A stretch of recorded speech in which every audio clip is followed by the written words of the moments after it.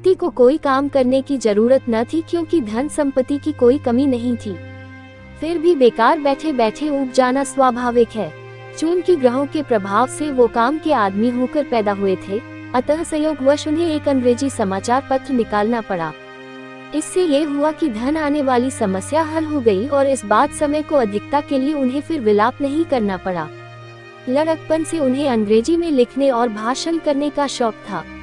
किसी तरह की आवश्यकता न रहने पर भी वे अंग्रेजी अखबारों में लेख लिखते थे और वक्तव्य देने का कोई प्रसंग न रहने पर भी सभास्थल पर 2-4 बातें जरूर ही बोलकर चैन लेते। उनके समान धनवान व्यक्ति को अपने दल में शामिल करने के लिए राजनीतिक नेताओं की ओर से उनकी इतनी अधिक प्रशंसा होती रहती थी कि अपनी अंग्रेजी रचना शक्ति के संबंध में उनकी धारणा यथेष्ट परिपुष्ट हो उठी थी। अंत में उनके साले वकील साहब उमापति ने वकालत के पेशे से निराश होकर भूपति से कहा, भूपति तुम एक अंग्रेजी अखबार निकालो, तुम्हारे पास तो धन की कोई कमी नहीं है, तुम तो पूंजी लगाकर यह काम सहूलियत से कर सकोगे। भूपति का उत्साह उमड़ पड़ा।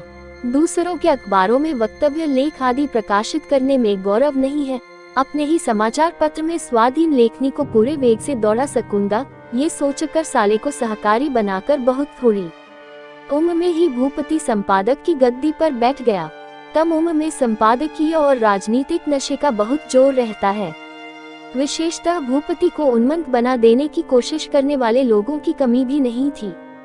इस तरह अखबार में उलझकर वह अपने आप विभोर हो रहा था कि धीरे धीरे उसकी बालिका वधू चारुलता ने धीरे धीरे यौवनावस्था में पदार्पण किया। परंतु समाचार पत्र के संपादक जी को इस खबर का कुछ पता नहीं चला। भारत की सीमांत नीति क्रमशः वृद्धि पाकर किस तरह स्वयं के बंधन को तोड़ती जा रही है, यही उसके प्रधान लक्ष्य का विषय था। धनवान गृह की गृहिणी होने के कारण चारुलता को कोई काम करने की जरूरत नहीं पड़ती थी। फल परिणामहीन फूल की भांति परिपूर्ण अनावश्यकता के बीच पर स्फुटित हो उठना ही उसके चेष्टा शून्य आठों पहर का एकमात्र काम था। उसको किसी तरह की कमी नहीं थी। ऐसी अवस्था में संसार में प्रायः देखा जाता है कि बहुएं मौका पाकर पति को लेकर बहुत ऊधम मचाने लगती हैं। दाम्पत्य लीला की सीमांत नीति संसार की सारी सीमा को पार करके समय से असमय और विद्युत से विहित में जा पहुंचती है। चारुलता को वह सुअवसर नहीं मिला था। अखबार के आवरण को भेद कर पति पर अधिकार प्राप्त करना उसके लिए असाध्य हो गया था। युवती के प्रति ध्यान आकर्षित करते हुए एक दिन जब किसी आत्मीय ने भूपति की भर्त्सना की तो भूपति ने एक बार होश में आकर कहा, तुमने ठीक ही कहा, चारुलता को एक संगिनी अवश्य चाहिए। उस बेचारी को कुछ भी काम नहीं, अकेली उदास होकर समय बिता रही है। उसने अपने साले उमापति से कहा, तुम अपनी पत्नी को यहाँ हमारे ही मकान पर क्यों नहीं लाते? एक उम्र की एक भी सहेली पास न रहने से चारुलता को खलता रहता है। संपादक जी ने यही समझ लिया कि किसी सहेली का अभाव ही चारुलता के लिए चिंता का विषय है। अतः अपने साले की पत्नी मंदाकिनी को घर लाकर पत्नी की चिंता दूर करने का निश्चय कर लिया। जिस काल में पति पत्नी प्रेमोन्मेष के प्रथम अरुणलोक में एक दूसरे के लिए अप्रूप महिमा से चिरनवीन की भांति प्रतिभात होते हैं, वही स्वर्ण प्रभामंडित प्रभात काल अचेतनावस्था में कब कैसे बीत गया कोई भी न जान सका। नवीनता का स्वाद पाए बिना ही दोनों एक दूसरे के लिए पुराने परिचित की तरह मालूम होने लगे। लिखने पढ़ने की ओर चारुलता का स्वाभाविक झुकाव था, इस कारण उसके दिन एकदम भारस्वरूप नहीं हुए। अपनी ही चेष्टा से उसने पढ़ने के तरह तरह के उपायों का बंदोबस्त कर लिया था। भूपति का फुफेरा भाई अमल 3rd ईयर में पढ़ता था। चारुलता उसी को बुलाकर पढ़ लिया करती थी और इस कार्य की पूर्ति के लिए अमल की अनेक मांगे उसे सहन करनी पड़ती थी। उसके लिए होटल में भोजन करने का खर्च और अंग्रेजी साहित्य की पुस्तकें खरीदने का खर्च उसे जुटाना पड़ता। अमल बीच बीच में अपने मित्रों को निमंत्रण देकर खिलाता और उस यज्ञ सिद्धि का भार गुरुदक्षिणा स्वरूप चारुलता स्वयं ग्रहण करती। भूपति चारुलता के सम्मुख कोई भी मांग नहीं रखता, परंतु मामूली तौर से थोड़ा पड़ा कर फुफेरे भाई अमल की मांगों का अंत नहीं था।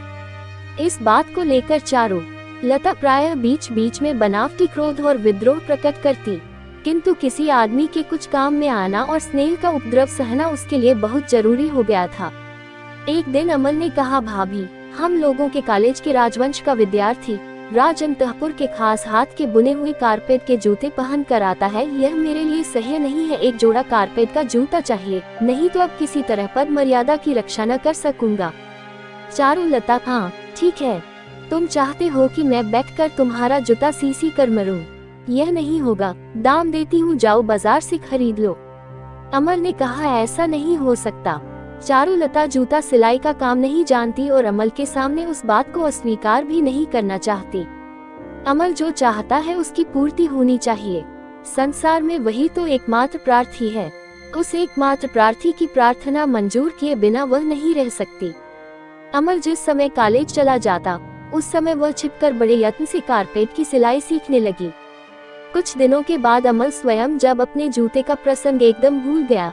ऐसे ही समय में एक दिन शाम को चारुलता ने उसे भोजन के लिए निमंत्रण दिया। गर्मी का दिन है, छत पर ही अमल के लिए भोजन का आसन रखा गया है। धूल उड़कर थाली में न गिरे, इस आशंका से पीतल के ढक्कन से थाली ढक दी गई है। कॉलेज की पोशाक खोलकर हाथ मुंह धोकर साफ सुथरा हो अमल उपस्थित हो गया।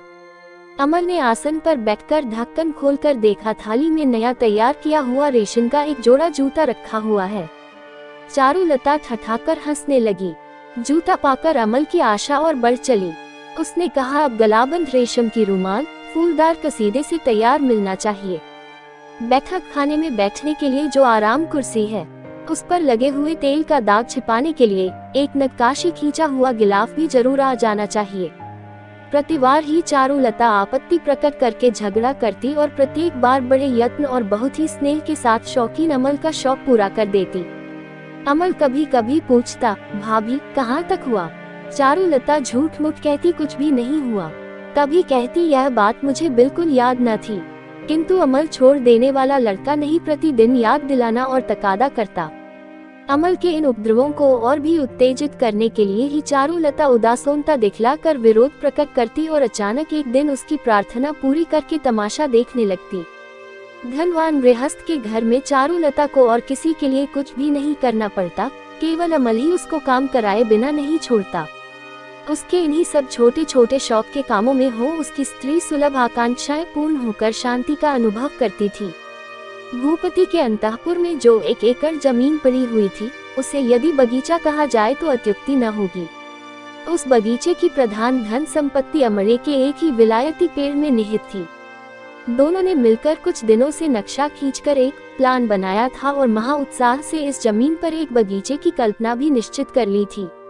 अतः एक दिन इस भूखंड की उन्नति के लिए चारुलता और अमल की कमेटी बैठी। अमल ने कहा, भाभी हम लोगों के इस बगीचे में उस जमाने की राजकन्या की भांति तुम्हें अपने ही हाथों से जल सींचना पड़ेगा।